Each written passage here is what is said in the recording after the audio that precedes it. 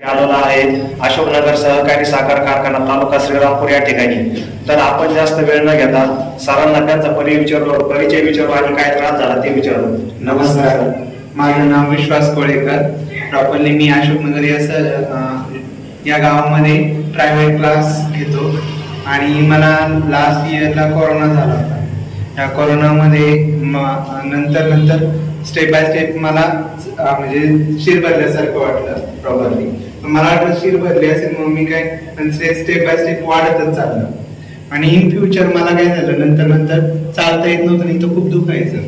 बसताना पण असं बसायला येत नव्हतं, वाकायला तर अजिबातच येत नव्हतं। गाडीवर बसू शकत गाडीवर म्हणजे अशी टांग करून उचलायचं म्हणलं ना तर असं पूर्ण बसूच शकत नाही मी। गाडीवर पूर्ण बाजून गाडी अशी वाकडी करायची नाही तर पाय कुठेतरी उंच टेकर बघायचं आणि त्याच्यावर जाऊन ती गाडीवर बसायचं।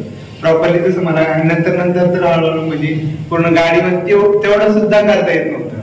मी अगोदर प्रजासत्ताक वाल्यांकडे गेलो सुरुवातीला, म्हणजे त्यांनी वेगळं सांगितलं मला थोडंसं डायरेक्टली, म्हणजे तुम्हाला ऑपरेशनच करावं लागेल, बाकी काय माहिती नाही आम्हाला तुम्हाला पहिलं। पण कोरोनामुळे हा त्रास होतो हा मला पण नाही कळला, पण अचानक त्यांनी सांगितलं तुमची बॉल खराब झाली आणि बॉल बदलणार आहे।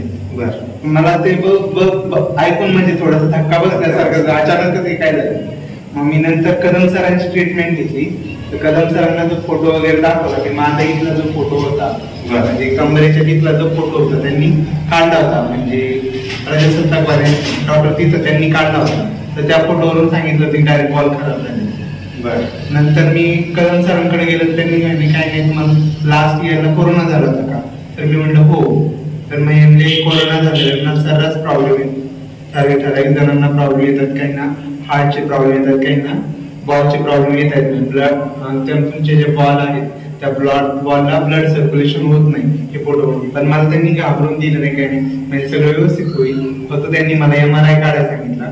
मग प्रॉपरली मी लोणीत जाऊन MRI काढला, पण लोणीमध्ये MRI काढल्यानंतर लगेच तिथल्याच लोणीच्या डॉक्टरांना मी हे केलं की काय निघतं, तर ते लगेच नाही तुम्हाला ऑपरेशन करावं लागेल। म्हणजे आम्ही गुरुवारी हॉस्पिटलमध्ये गेलो तर त्यांनी म्हणले तुम्हाला सोमवारी ऑपरेशन साठी यावं लागेल, आणि सोमवारी ऑपरेशन एका वयाला साधारण खर्च त्यांनी सांगितलं 1 ते 20 लाखाच्या 1.25 लाखाच्या आसपास खर्च सांगितलाय एका पायासाठी।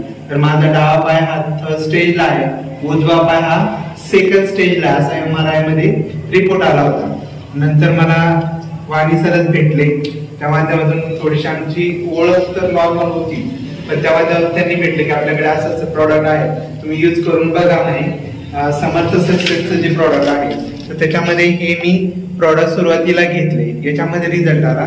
याच्याबरोबर मी आणखी जॉईंट केअर घेतलं, तर त्या माध्यमातून मला पूर्णपणे प्रॉब्लेम। आता जे मी तुमच्यासोबत उभं राहतोय ऍक्च्युली मला तसं उभं सुद्धा राहता येत नाही, आणि प्रॉपरली मांडी तर अजून म्हणजे आता प्रॉपरली थोडस माझा पाय पूर्ण मी ह्या कंडिशन मध्ये बसू शकतो, अशा ह्या कंडिशन मध्ये बसू शकतोय, पण प्रॉपरली पहिले ना पूर्ण मांडी घालता असं बसावं लागायचं, पायापासून बसावं लागायचं।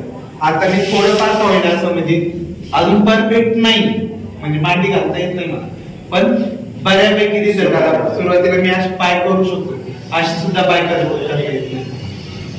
इव्हन मला टॉयलेटला वगैरे म्हणजे बसायचं म्हणलं तरी प्रॉब्लेम। सर मग आपण जो रिझल्ट घेतलाय सक्सेस ऑर्थोचा, तर तुमच्या सारखा त्रासच्या लोकांना त्यांना काय सल्ला देऊ इच्छिता? त्यांना 100% मी सांगेन की प्रॉडक्ट यूज करायचे, आणि डेफिनेटली तुमचे जे प्रॉब्लेम्स आहेत हळूहळू लगेच नाही, मला जवळजवळ 1 ते 1.5 महिना झाला हे प्रॉडक्ट यूज करू आले। या प्रॉडक्ट मधून आता मला हा रिझल्ट आहे, म्हणजे जो प्रॉडक्ट सुरू केल्यानंतर मला 4-5 दिवसातच जाणवलं माझे पेन वगैरे थांबले, पण अजूनही मला हे बऱ्यापैकी अजून चांगलं जर यूज केलं तर मला डेफिनेटली मांडी वगैरे घालता येईल असं। नक्कीच सर।